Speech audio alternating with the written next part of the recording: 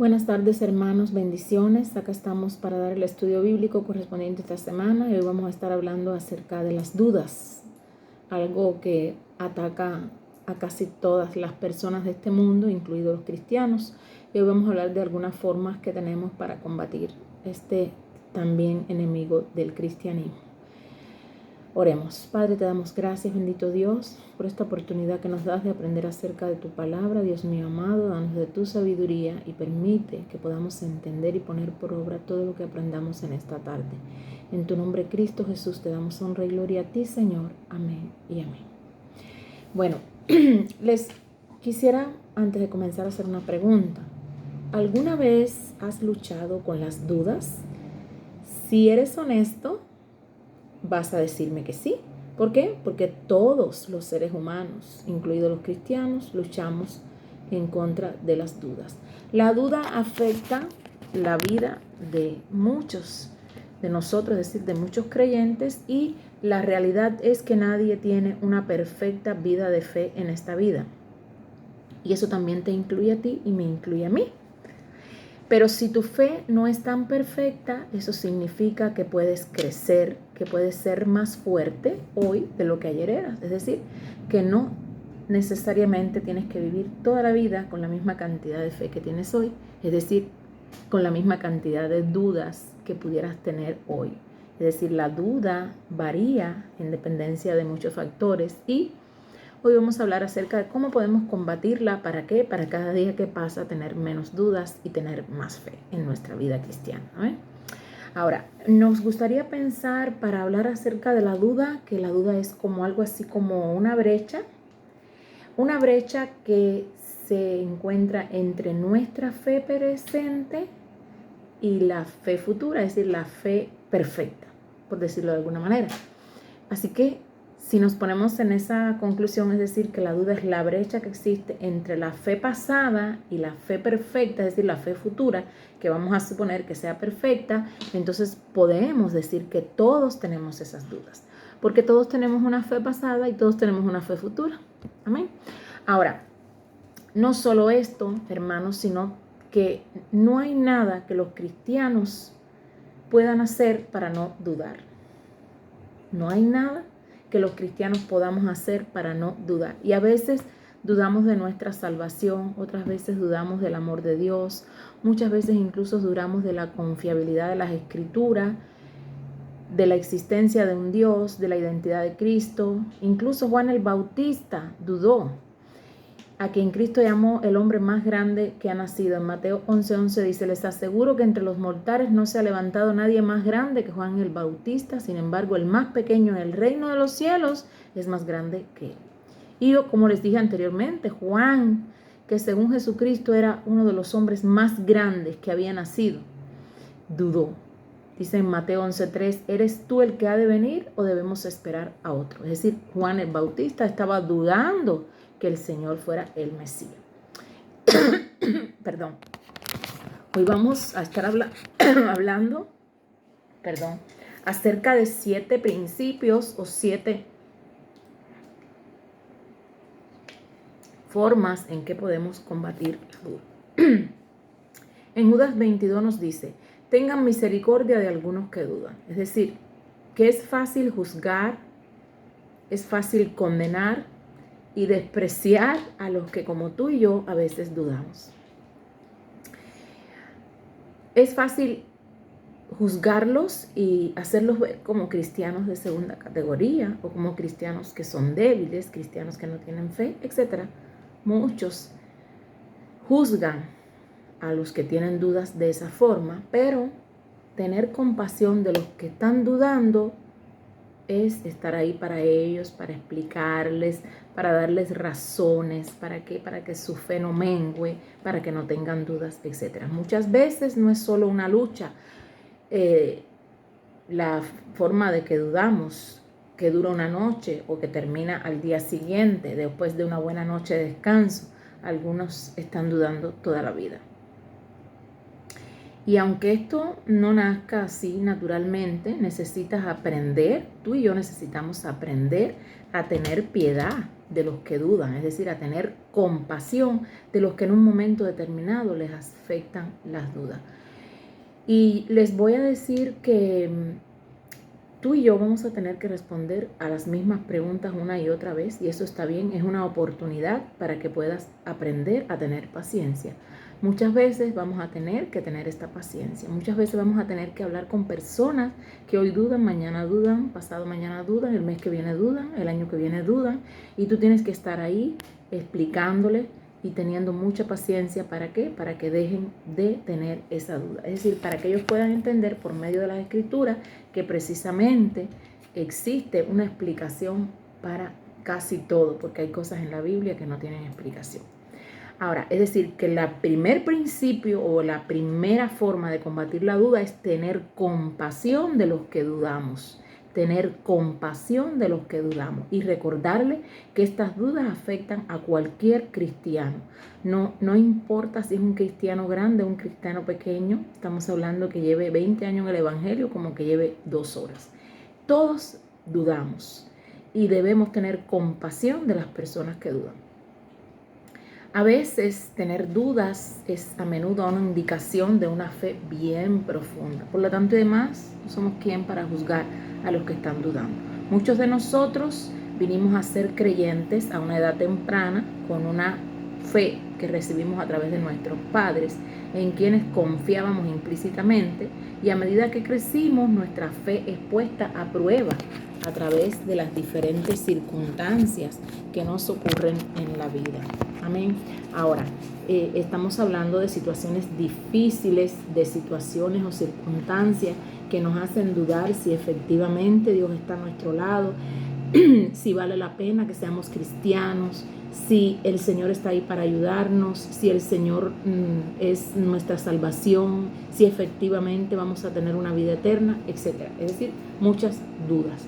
Ahora, en Romanos capítulo 5, versículos 3 y 4 nos dice: y no solo esto, sino también que en nuestros sufrimientos, porque sabemos que el sufrimiento produce perseverancia, la perseverancia entereza de carácter, la entereza de carácter esperanza. Santiago 1:3 nos dice también: pues ya saben que la prueba de su fe produce constancia. Es decir, que en dependencia de las circunstancias de la vida, estamos hablando de situaciones difíciles, estamos hablando de tentaciones, estamos hablando de sufrimiento, ya sea por una causa o ya sea por la otra, nosotros vamos a tener que perseverar, vamos a tener que ser constantes. Y a veces esa duda que tenemos no es más que una indicación de la fe tan grande y profunda con la que contamos en nuestro corazón. También debemos, como otro de los consejos que nos dan aquí en este estudio bíblico, es aprender a vivir con el misterio. Es decir, aprender a vivir con parte de las respuestas no contestadas. Por eso fue que ahorita les dije, hay cosas que la Biblia no nos explica, pero si nosotros confiamos en el Dios que tenemos, vamos a saber que en el momento determinado Él nos explicará qué es lo que está queriéndonos decir. Simplemente debemos confiar. Aun cuando Dios nos ha revelado muchas cosas y hay muchas cosas que podamos entender, hay cosas secretas que solo al Señor le pertenecen y que nosotros no tenemos la respuesta. Deuteronomio 29:29 dice: lo secreto le pertenece al Señor nuestro Dios, pero lo revelado nos pertenece a nosotros y a nuestros hijos para siempre, para que obedezcamos todas las palabras de esta ley. Nunca, hermanos, vamos a ser capaces de comprender exhaustivamente, por ejemplo, la Trinidad. No vamos a poder entender perfectamente cómo existe el Dios Padre, el Hijo y el Espíritu Santo, y cómo, entre otras cosas, es difícil entender la Trinidad. Y también podemos preguntarnos cómo fue que Dios creó todo a partir de nada. Pero lo que podemos comprender, hermanos, es suficiente para descansar en Dios cuando surge un misterio, cuando nos surge una duda que tengamos en nuestro corazón, en nuestra mente, y que no podamos discernir qué es lo que está ocurriendo. ¿Amén? Ahora,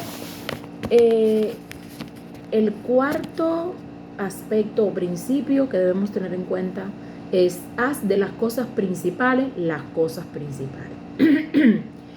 Primera de Corintios 15:3 nos dice: porque ante todo les transmití a ustedes lo que yo mismo recibí, que Cristo murió por nuestros pecados según las Escrituras.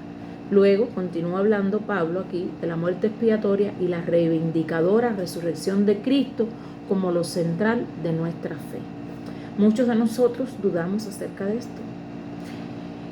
Y dudamos cuestiones secundarias, tales como, por ejemplo, cuándo Dios creó al mundo,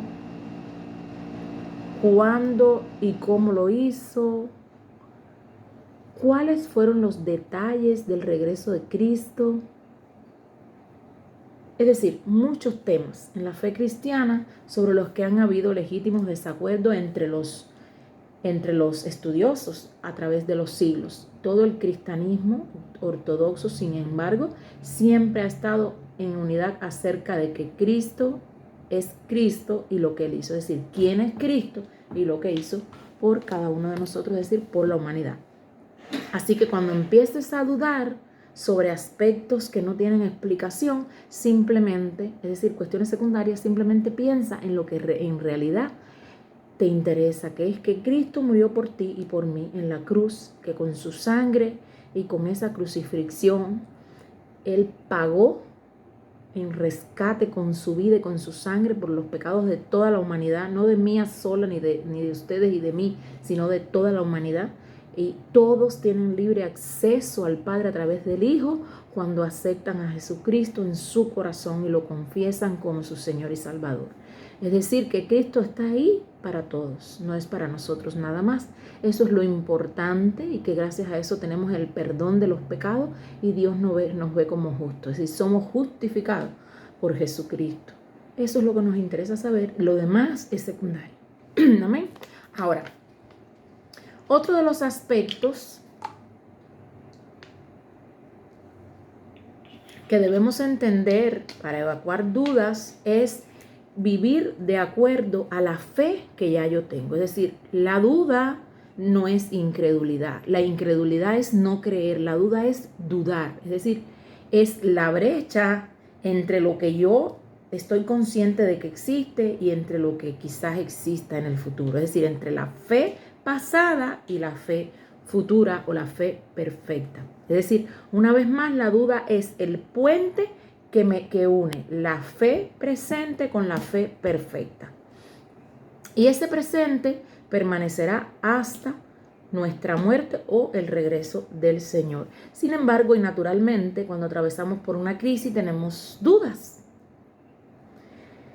No vemos las cosas de esta manera ante una situación difícil, ante una crisis. Una vez que la duda entra e infecta nuestras vidas en un nivel consciente, podemos interpretarlo como una incredulidad absoluta. Es decir, que hay diferentes etapas de la duda. La duda incipiente no la podemos catalogar como falta de fe, pero cuando ya la duda se instala de manera consciente, es decir, cuando ya razonamos, entonces podemos interpretarlo como una incredulidad absoluta. Ahora, simplemente no sabemos cómo vamos a procesarlo y creemos que en un camino que es un camino inevitable de completa incredulidad, pero en realidad no es así.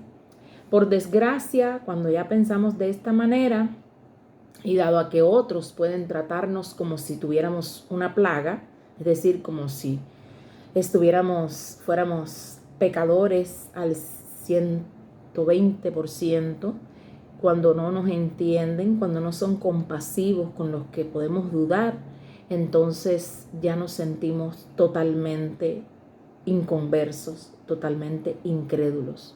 Amén. Es decir, como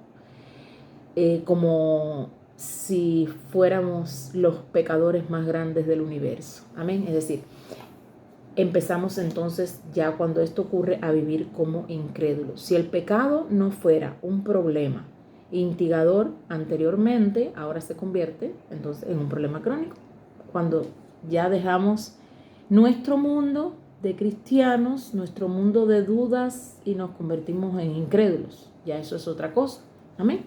Es importante que aquellos que luchan con la duda no permitan que ellas influyan en su vida de tal manera que comiencen a vivir como personas incrédulas. Yo te invito a que animes a los que dudan a seguir viviendo como cristianos, a arrepentirse y a creer en el Evangelio. Ayúdalo a evacuar dudas, aunque no siempre se sientan como cristianos. Entonces, otra de las cosas que podemos hacer es dudar de tus dudas. Parece contradictorio, pero en realidad no lo es. Dudar de tus dudas. ¿Por qué dar a tu duda una cortesía que no das a tu fe? ¿Por qué? ¿Es tu duda tan convincente que no puede ser cuestionada? Cuestiona tu duda, es decir, duda de tus dudas. Cuando pasamos por momentos de dudas, necesitamos asegurarnos que somos críticos de nuestras dudas, tal como lo somos de nuestra fe.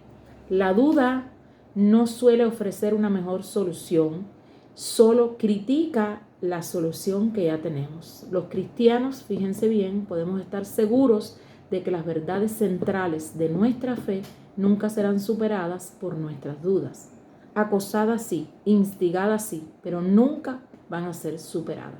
Pero cuando aprendemos a dudar de nuestras dudas, nuestra fe nunca podrá ser derrocada. Así que ese es otro de los parámetros a considerar, es decir, dudar de nuestras dudas. También debemos luchar por vencer el pecado en nuestra vida.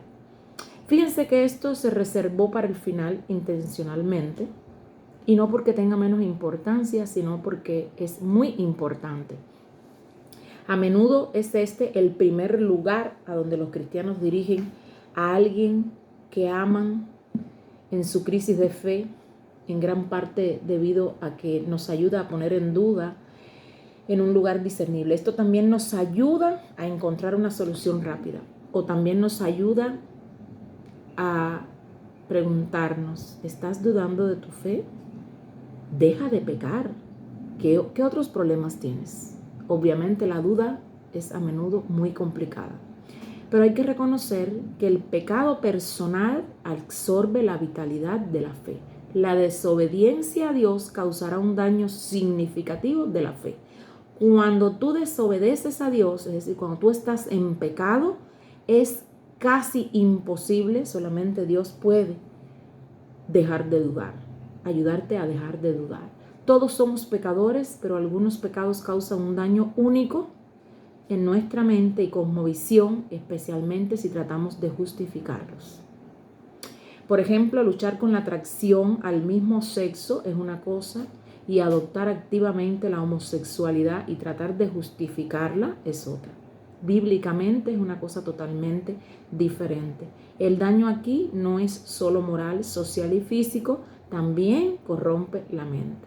El esfuerzo por reinterpretar la Biblia de una forma más amigable con la homosexualidad no va a permanecer aislado en categoría. Tarde o temprano, el paradigma mental que construiste para hacer tu pecado aceptable va a corromper todo lo demás. Esto es un pensamiento de alguien que no voy a mencionar y que los invito a que reflexionen en cuanto a esto. No podemos construir verdades sobre mentiras, y lo que dice la palabra del Señor es lo que debemos tener en cuenta cuando tenemos dudas. Amén. En resumen, si hay algo que sabes y debes hacer y no lo estás haciendo, la duda pronto se extenderá y tu crisis de fe va a ser difícil de superar.